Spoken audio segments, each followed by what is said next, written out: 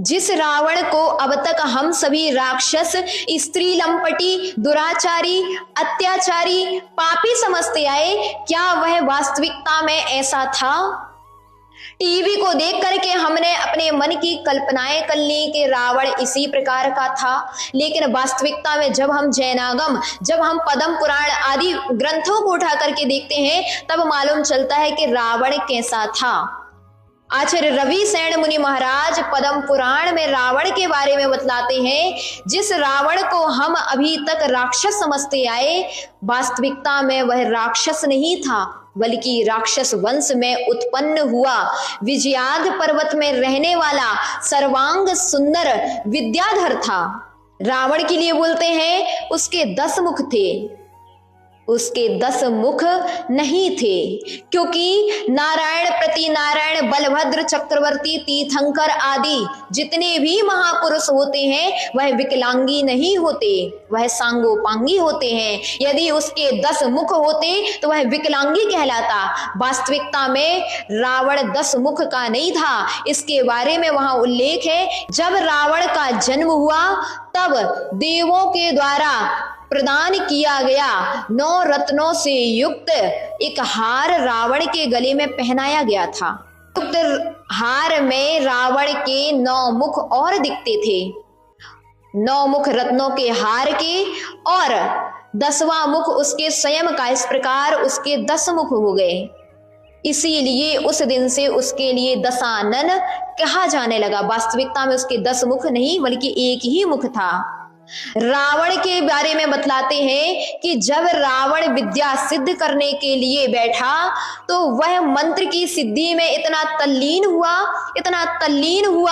कि वहां पर उल्लेख है कि यदि वह मंत्र की आराधना की अपेक्षा यदि आत्मा की आराधना में इतना तल्लीन होता तो उसके लिए तद्भव मोक्ष की प्राप्ति हो जाती। यह उसकी आंतरिक विशुद्धि थी। उसी मंत्र साधना के प्रभाव से उसके लिए हजारों विद्याएं उत्पन्न हो गई थी। रावण के बारे में बतलाते हैं कि रावण स्त्री लंपटी था। नहीं, रावण स्त्री लंपटी नहीं था। वास्तविकता में देखें तो रावण ने अनंत वीर केवली के समोसरण में जाकर के एक मुनि महाराज की प्रेरणा के अनुसार एक नियम लिया था कि जो स्त्री मुझे नहीं चाहेगी मैं उसे बलात् रूप में अपनाऊंगा नहीं, और इस नियम को उसने मरते दम तक पालन किया। जब नलकूबर राजा के समक्ष उसने युद्ध की ठानी और वह वहां युद्ध करने के लिए गया, उसकी पत्नी उपरंभा रावण को देख करके आसक्त हो गई और उसने आकर के रावण के चरणों में निवेदन किया कि हे स्वामी मुझे वरण करो। तब यह शब्द सुनते ही रावण ने अपने दोनों कान अपने दोनों हाथों से ढक लिए, आंखें बंद कर ली और अपने मुख से कहा कि ऐसे शब्द भी मुझे सुनना मेरे पाप को बढ़ाने वाले हैं।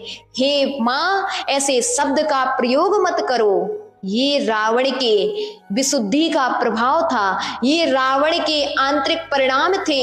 वह पर स्त्रियों को चाहता नहीं था, बल्कि जब उसने सीता के लिए बुरी दृष्टि से निहारा, उसमें उसका सम्यक दर्शन नहीं, उसमें उसका मिथ्यात्व नहीं, बल्कि उसका पूर्व भव का आपसी वात्सल्य, आपसी प्रेम था। क्योंकि रावण और सीता का संबंध एक भव का नहीं था, बल्कि अनेकों भव से रावण और सीता एक दूसरे से मिलते आ रहे थे। पूर्व भव में रावण का विवाह सीता से होना निश्चित हो गया था, लेकिन किसी कारणवश विवाह नहीं हो पाया था। उसी प्रेम के कारण, उसी आपसी वात्सल्य के कारण इस भव में सीता का हरण रावण ने किया था। लेकिन ध्यान रखिए, रावण ने सीता का हरण तो किया, लेकिन उसने सीता को स्पर्श भी नहीं किया था।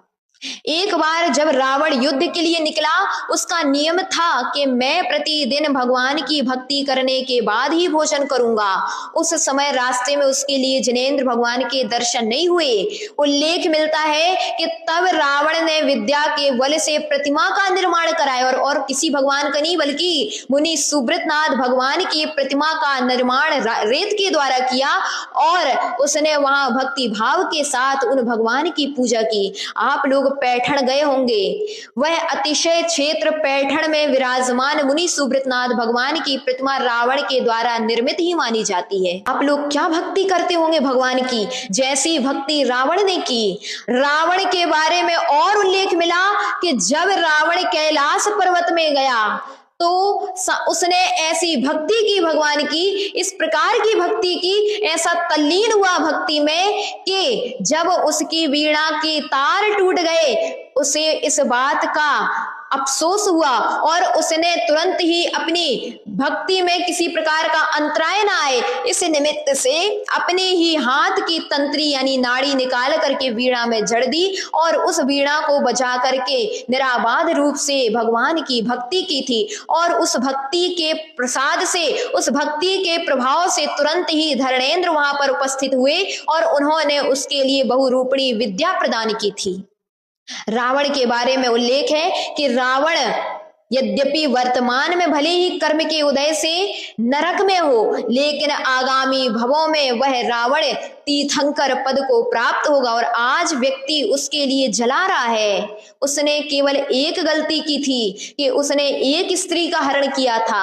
आप ध्यान रखिए, आज उस रावण को जलाने का समय नहीं है, बल्कि आज जितने लोग इस वर्तमान में पर स्त्रियों के लंपटी बने हुए हैं, आज देखो बलात्कार आदि के केस अधिक मात्रा में बढ़ रहे हैं, पहले उनको जलाने की आवश्यकता है, रावण को जलाने की आवश्यकता नहीं है। रावण ने केवल एक पाप किया था, वह क्षम्य हो सकता है। अगर आप उस रावण के पुतले को जलते हुए देख करके अनुमोदना करते हैं तो ध्यान रखिए आपको भी संकल्पी हिंसा का पाप लगता है, आपको भी पंच इंद्रिय वध का पाप लगता है। इसलिए ध्यान रखिए, पंच इंद्रिय वध करने वाला जीव पापी ही है। क्या आप पापी बनना चाहते हैं? यदि नहीं तो कभी भी जब रावण का पुतला दहन हो तो वहां जाकर के आनंद ना मनाएं। यह भी हिंसानंदी नामक रौद्र ध्यान है। और यह रौद्र ध्यान के समय यदि आपकी गति का बंद हुआ तो ध्यान रखिए आपके लिए नरक ही जाना पड़ेगा। इसलिए ध्यान रखिए कि आपका अपना विवेक है, आपको क्या पंचेंद्रिय की हिंसा का पाप अर्जन करना है। यदि नहीं तो क्या आप रावण के पुतले को दहन करते हुए आनंद मनाएंगे? आप स्वयं समझें।